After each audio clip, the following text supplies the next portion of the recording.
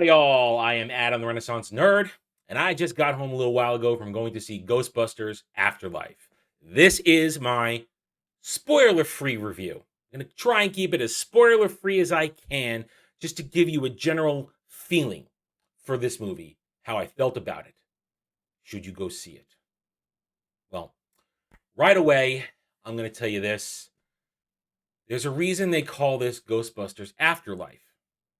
What we do now as we enter into this movie, we're entering into what I call in cinematic territory, Highlander territory. We're in Highlander territory. Why do I say that? Because if you know how the Highlander franchise works, you have the original Highlander movie, and then pretty much everything after that is different universes, different alternate timelines. Ghostbusters Afterlife is a direct sequel to Ghostbusters 1, which took place in 1984. Ghostbusters 2 does not exist in this timeline. We're going to talk more about that towards the end so you understand this going into this movie. This is a direct sequel to Ghostbusters. Let's show this prehistoric bitch how we do things downtown. Once you understand that, you figure it out about halfway through the movie, especially when you get your first glimpse of Ecto-1. And if you are keen to the eye, you know how Ecto-1 looked in Ghostbusters 2. You realize that's not the Ecto-1 from Ghostbusters 2. And then you realize the certain references throughout the movie that the events of Ghostbusters 2 didn't happen. But that's okay. That's okay. We can live in Highlander territory and still possibly enjoy this movie. That being said, let's talk about the story, the writing, the acting, and the general ambiance of the movie. The story. The story is pretty simplistic. And let's be honest, the story is kind of a beat for beat overlay of the original Ghostbusters movie. It is. There are moments throughout this entire movie where you see direct moment, scene for scene, maybe not scene for scene, but, posture, word for word, moment for moment capturing of the essence of original scenes from Ghostbusters 1. You are blind if you do not see that, but you know what? That's okay, and I'm going to explain why a little bit later on. The story follows the failure, or the definite failure, and then the apparent breakdown of the Ghostbusters team, where Egon seems to go on one last bust in Somerville, Oklahoma. One last bust, all on his own, to try and stop a mighty spiritual entity. That's got to be some cockroach. Bite your head off, man. And he fails. But he sets up a contingency plan. Weeks later, we learn that his family, his heirs, his estranged daughter and her two children, Phoebe, played by McKenna Grace, I'm looking over at the names because I don't know these people, and Trevor, played by Finn Wolfhard, and his daughter Callie, played by Carrie Coon, they learn he's passed on, and they are down on their luck. They are broke, they are out of money, and they are evicted from their home in whatever city they're living in. I didn't catch that. And they're forced to go out to Somerville, Oklahoma, and set up shop, where they'd soon discover that Egon was known as the Dirt Farmer and is widely ridiculed and mocked by this small Midwestern town. From there, they begin Phoebe, and Phoebe is the main character of this. Don't let anybody tell you any differently.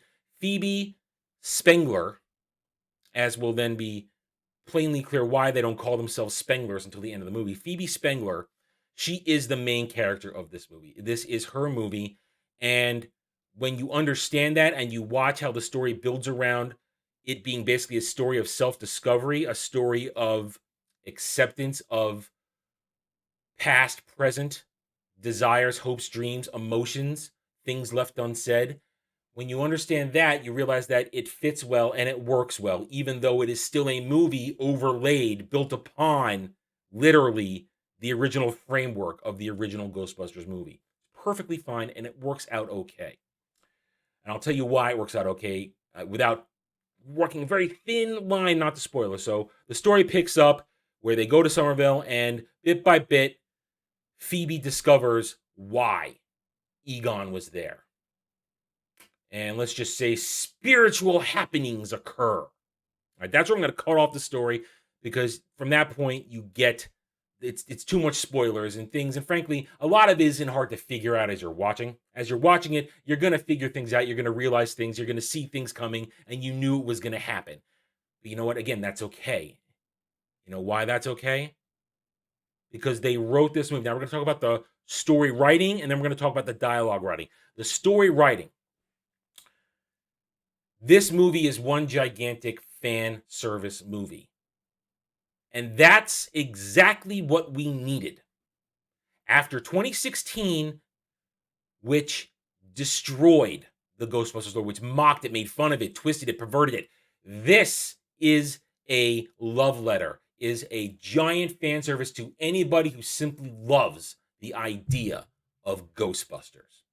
Throughout the constant original soundtrack woven into the entire film, it's always there. The classic themes from the original Ghostbusters movie are always there. Dun-dun-dun-dun, dun-dun-dun-dun-dun. Without the 80s soundtrack, there is no 80s soundtrack. There's not much of a soundtrack except for some orchestral moments. There's no, let's just say there's no real top 10, top 20 tracks woven into this movie. And that's fine because, frankly, I hate that. I don't need that in my movie-going experience. But it's fan services everywhere. The fan service everywhere, from lines to moments where they start their quoting scenes from the original movie, when they're actually repeating lines that were said in the original movie, and then when you get clips from the original movie. It's all okay and it feels good. It's like a big, warm, fluffy hug of saying it's okay to sit down and enjoy this movie. And you know why you can? Because this movie was written without agenda. There is no agenda in this movie that I could see. Simply enjoyment, escapism, simply taking you back to the world where ghosts are real and people walk around with proton accelerators on their backs to shoot at them. And that's okay. There's a single line when the teenagers are investigating Mount Shandor, and it's almost woke. They say the word woke, and I rolled my eyes, but it's not really a woke thing. It's just they threw it in there. I don't know why they did. Maybe they felt they had to, but that's like the one line in the movie where I just went, "Oh, come on, give me a break." But it's okay. It's okay. It doesn't take it out. It doesn't ruin the movie. It doesn't take it out of your enjoyment at all. Because then after that moment, shit really starts to hit the fan. Because then you realize you get the full scope of what Egon was doing there. And that overshadows everything. Because the story has you. At that point, yes, the movie is a bit of a slow burn. The first act is a little slow as we get used to our new characters. As we see them, Phoebe specifically, discover things. As you watch Trevor be a little awkward trying to go after the girl he likes. And also Paul Rudd's character kind of just being there. Paul Rudd, while good in the movie, he's just kind of there. And as with Carrie Coon, the Callie, the mother, Paul Rudd's character, they fill their roles as prescribed by the original format of Ghostbusters 1. If you could read between the lines, you'll figure out what I mean. And as soon as you get to the Walmart scene, you'll understand completely what I mean. And I will say the Walmart scene was one of the scenes where I literally was chuckling. Now, this movie is not a laugh out loud movie. There's subtle humor in the movie. You're not going to laugh out loud. You might get a few good chortles, a few good chuckles. You'll smile a lot, but you're never going to laugh out loud because that's kind of what the original Ghostbusters was. You're just enjoying yourself. You're not hooting. You're not hollering. It's not that kind of comedy. Frankly, there's not much comedy in this. It's really rather serious at times, because when it delves into things in this story, it touches on family issues and how misunderstandings and the idea of sacrificing for the greater good, how the unintended consequences of a choice like that, Egon's choice to sacrifice himself, to sacrifice his life for the greater good, and the unintended consequences it had on him and everybody around him, which again, is resolved by the end of the movie. And again, the writing from the opening scene to the final scene, there's symmetry to the whole movie. Forget the fact also that it's overlaid over the original Ghostbusters format. It's good symmetry, and it feels good. Now, the acting, solid. It's fine. I have no problem with anybody. The new cast, the new characters, they all are fine. I found Finn Wolfhard's Trevor to just be a little goofy and annoying, but he does it in a way that it fits the character. He doesn't break character, and he still gets his moments. He is not simply the toss away goofy brother who's a little out there and a little awkward. He gets his moments. Everybody gets their moments, which shows the good structure of these characters. McKenna Grace's Phoebe. As I said in the beginning, this is her story. This is her growth. This is her finding out and her discovering who she is and what she is and what she wants to be and not running away from it. And there's a moment at the end where you think, oh man, it's going to be ruined because by now the original living 3 Ghostbusters, they're there. They're there. They're not there long, but they're there. And when they're there, it's great.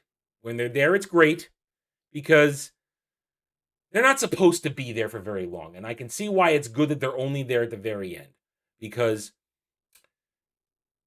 we don't really, as great as to see them, it would have been really awkward to see them be old and ghost busting.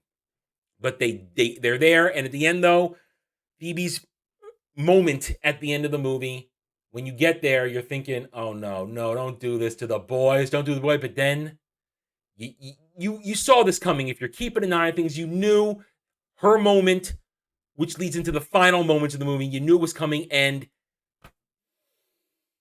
I was verklempt. I was choked up. I felt it. I felt that urge to tear up in there because it pulled on the exact perfect right heartstring.